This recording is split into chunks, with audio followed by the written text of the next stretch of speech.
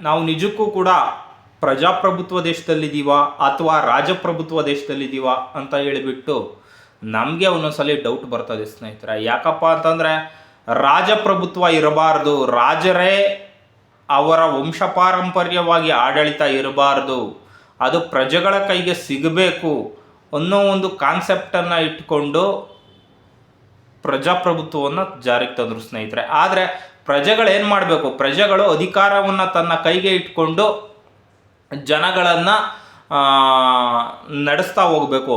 ಆದರೆ ಇಲ್ಲಿ ಆಗ್ತಾ ಇರೋದೇನಪ್ಪ ಅಂತಂದರೆ ಒಬ್ಬ ಎಂ ಪಿ ಆಗ್ತಾನೆ, ಮತ್ತು ಅವನ ಮಗನ್ನೇ MLA ಮಾಡ್ತಾನೆ. ಒಬ್ಬ ಎಂ ಪಿ ಆದರೆ ಅವನ ಮಗನೂ ಎಂ ಪಿ ಆಗ್ತಾನೆ, ಮೊಮ್ಮಗನೂ ಎಂ ಪಿ ಆಗ್ತಾನೆ, ಅಥವಾ ಅಲ್ಲಿಲ್ಲ ಅಂತಂದರೆ ಇನ್ನೊಂದು ಕ್ಷೇತ್ರದಲ್ಲಿ ಆಗ್ತಾರೆ. ಇದೆಲ್ಲ ನೋಡ್ತಾ ಇದ್ದರೆ ಈ ರೀತಿಯಾದಂತಹ ಪ್ರಜಾಪ್ರಭುತ್ವ ರಾಜಪ್ರಭುತ್ವಕ್ಕಿಂತಲೂ ಡೇಂಜರು ಸ್ನೇಹಿತರೆ. ಆದರೆ ಆಗ ಯಾವ ರೀತಿಯಾಗಿತ್ತು ಅಂತಂದರೆ ಹಿಂದಿನ ಕಾಲದಲ್ಲಿ ರಾಜ ತನ್ನ ಪ್ರಜೆಗಳನ್ನ ಗುಲಾಮರನ್ನಾಗಿ ಇಟ್ಕೊಳ್ತಿದ್ದ. ಆದರೆ ಈಗ MLA MP ಗಳು ಗುಲಾಮರನ್ನಾಗಿ ಮಾಡ್ಕೊಳ್ತಾ ಇಲ್ಲ, ಇವರೇ ಸ್ವಯಂ ಘೋಷಿತ ಗುಲಾಮರಾಗ್ತಾ ಇದ್ದಾರೆ ಈಗಿನ ಪ್ರಜೆಗಳು. ಬಿಕಾಸ್ ಅದು ಎಂಥದ್ದೇ ತಪ್ಪು ಮಾಡಿರಲಿ, ನಮ್ಮ ರಾಜ ಮಾಡಿದ್ದು ಸರಿ, ನಮ್ಮ MLA ಮಾಡಿದ್ದು ಸರಿ, ನಮ್ಮ MP ಮಾಡಿದ್ದು ಸರಿ, ಹಾಗಾದರೆ ಅವ್ರಂಗಿಲ್ವಾ ಇವ್ರಿಂಗಿಲ್ವಾ ಅಂತ ಹೇಳಿಬಿಟ್ಟು ಪ್ರಶ್ನೆಗಳನ್ನ ಕೇಳಿಕೊಂಡು ಏನು ಮಾಡ್ತಾ ಇದ್ದಾನೆ ಅಂತಂದರೆ ತನ್ನನ್ನು ತಾನು ಸ್ವಯಂ ಘೋಷಿತ ಗುಲಾಮ ಅನ್ನೋದನ್ನು ಅಂದ್ಕೊಳ್ತಾ ಇದ್ದಾನೆ ಸ್ನೇಹಿತರೆ. ಈ ಒಂದು ವ್ಯವಸ್ಥೆ ಹೋಗಲಿಕ್ಕೆ ಸಾಧ್ಯ ಇಲ್ವಾ?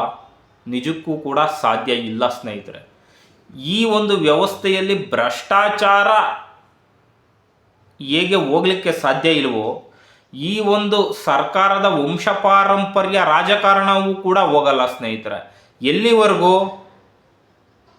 ಈ ಪ್ರಜೆ ಬುದ್ಧಿವಂತನ ಆಗಿರೋವರೆಗೂ, ಅಂದರೆ ಎಲ್ಲಿವರೆಗೂ ಈ ಪ್ರಜೆ ದಡ್ಡನಾಗಿರ್ತಾನೋ, ಎಲ್ಲಿವರೆಗೂ ಬುದ್ಧಿ ಬರಲ್ವೋ ಅಲ್ಲಿವರೆಗೂ ಈ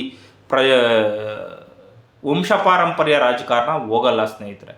ಈಗ ಕೆಲವರು ಹೇಳ್ತಾರೆ ಕಷ್ಟಪಟ್ಟರೆ ಸುಖ ಉಂಟು ಹಾಗೆ ಹೀಗೆ ಅಂತ ಹೇಳಿಬಿಟ್ಟು. ಕೆಲವೊಮ್ಮೆ ಕಷ್ಟನೇ ಪಡಬೇಕಾಗಿಲ್ಲ, ಸುಖ ಅನ್ನೋದು ಹುಟ್ಟಬೇಕಾರಲೇ ಬಂದಿರುತ್ತೆ ಕೆಲವರಿಗೆ.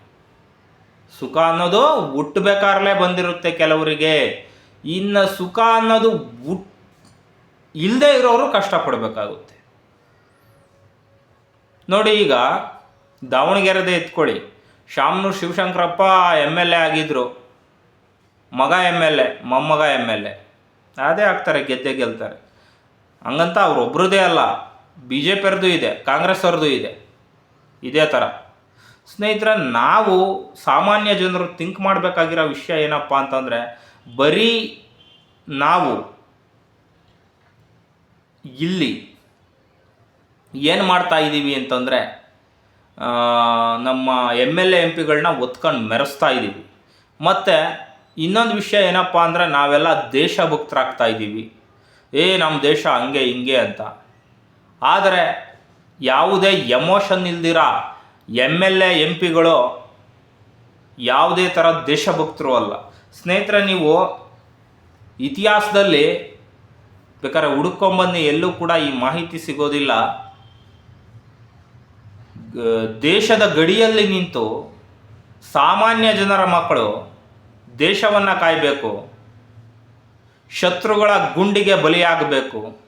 ಅದೇ ಯಾವನಾದರೂ ಒಬ್ಬ ರಾಜಕಾರಣಿಯ ಮಗ ಅಥವಾ ಮೊಮ್ಮಗ ದೇಶದ ಗಡಿಯಲ್ಲಿ ನಿಂತು ದೇಶ ಕಾದಿರೋ ಉದಾಹರಣೆಗಳಿದ್ದಾವ. ಮತ್ತು ಅದೇ ರೀತಿಯಾಗಿ ನಾನು ಧರ್ಮ ಉಳಿಸ್ತೀನಿ ಅಂತ ಹೇಳಿಬಿಟ್ಟು ಇನ್ನೊಂದು ಧರ್ಮದ ಮೇಲೆ ಅಟ್ಯಾಕ್ ಮಾಡಿ ಅಲ್ಲಿ ಬೀದಿ ಹೆಣವಾಗಿರುವಂತಹ ಸಾಮಾನ್ಯ ಜನರ ಮಕ್ಕಳು ತುಂಬ ಇದ್ದಾರೆ. ಆದರೆ ಅದೇ ಒಬ್ಬ ರಾಜಕಾರಣಿಯ ಮಗ ಯಾವನಾದರೂ ನಾನು ಧರ್ಮ ಉಳಿಸ್ತೀನಿ ಅಂತ ಹೇಳಿಬಿಟ್ಟು ಶತ್ರುಗಳೊಡನೆ ಹೋರಾಡಿ ಬೀದಿ ಹೆಣವಾಗಿರುವಂತಹ ಉದಾಹರಣೆ ಇದೆಯಾ? ಯಾವುದೂ ಇಲ್ಲ. ಸೊ ಇಲ್ಲಿ ಕ್ಲಿಯರ್ ಏನಪ್ಪ ಅಂತಂದರೆ, ದೇಶ ಧರ್ಮದ ಹೆಸರಲ್ಲಿ ರಾಜಕೀಯ ಮಾಡೋರು ಮಾತ್ರ ರಾಜಕಾರಣಿಗಳು. ದೇಶ ಧರ್ಮದ ಹೆಸರಲ್ಲಿ ಸಾಯೋರೆಲ್ಲ ಸಾಮಾನ್ಯ ಜನರ ಮಕ್ಕಳು. ಸಾಯಕ್ಕೆ ಅಂತಲೇ ಅವರಿದ್ದಾರೆ, ಆಳಕ್ಕೆ ಅಂತಲೇ ನಾವಿದ್ದೀವಿ ಅನ್ನೋ ಒಂದು ಪ್ಯೂರ್ ಮೈಂಡ್ ಸೆಟ್ಟು ಅವರಿಗೆ ಬಂದುಬಿಟ್ಟಿದೆ. ಈ ಮೈಂಡ್ ಸೆಟ್ಟು ಅವ್ರಿಗೆ ಯಾಕೆ ಬಂತು ಅಂದರೆ ಸಾಮಾನ್ಯ ಜನರು ಯೋಚನೆ ಮಾಡುವ ರೀತಿ ಆಗಿರೋದ್ರಿಂದ, ಅವರನ್ನು ದೇವರು ದಿಂಡ್ರು ಅನ್ನೋ ರೀತಿಯಾಗಿ ಆ ಸ್ಥಾನ ಕೊಟ್ಟು ಕೂರಿಸಿರೋದ್ರಿಂದ. You think your mindset, your situation also is change. ನೀವು ನಿಮ್ಮ ಮನಸ್ಥಿತಿಯನ್ನು ಸರಿ ಮಾಡ್ಕೊಳ್ಳಿ, ನಿಮ್ಮ ಪರಿಸ್ಥಿತಿ ಕೂಡ ಸರಿ ಹೋಗುತ್ತೆ. ನನಗೆ ದೇಶದ ಮೇಲೆ ಭಕ್ತಿ ಇದೆಯಪ್ಪ, ನಾನು ಹೋಗಿ ಬೇಕಾದ್ರೆ ದೇಶಕ್ಕೋಸ್ಕರ ಪ್ರಾಣ ಕೊಡೋಕ್ಕೂ ರೆಡಿ ಇದ್ದೀನಿ. ಆದರೆ MLA MPಗಳ ಮಕ್ಕಳು 60-70 ವರ್ಷದಲ್ಲಿ ಯಾವನಾದರೂ ಒಬ್ಬ ಸತ್ತಿದ್ದಾನೆ ಅಂದ್ರಿ? ಅವ್ರಿಗೆ ಗೊತ್ತು ಸಾಯಕ್ಕೆ ಅಂತಲೇ ಇವರು ಸಾಮಾನ್ಯ ಜನರ ಮಕ್ಕಳನ್ನ ಸೃಷ್ಟಿ ಮಾಡ್ತಿದ್ದೀವಿಲ್ಲ. ಪುಂಗಿ ಪುಂಗಿ ಪುಂಗಿ ಪುಂಗಿ, ದೇಶ ಅಂದರೆ ಹಂಗೆ, ದೇಶ ಅಂದರೆ ಹಿಂಗೆ ಅಂತ ಹೇಳಿಬಿಟ್ಟು ಅಂತ ಅವ್ರಿಗೆ ಕ್ಲಿಯರಾಗಿ ಗೊತ್ತು. ಸೊ ಇಲ್ಲಿ ಅನ್ಯಾಯ ಆಗ್ತಿರೋದು ನಿಮಗೂ ಅಲ್ಲ, ನಿಮ್ಮ ತಂದೆ ತಾಯಿಗಳಿಗೆ.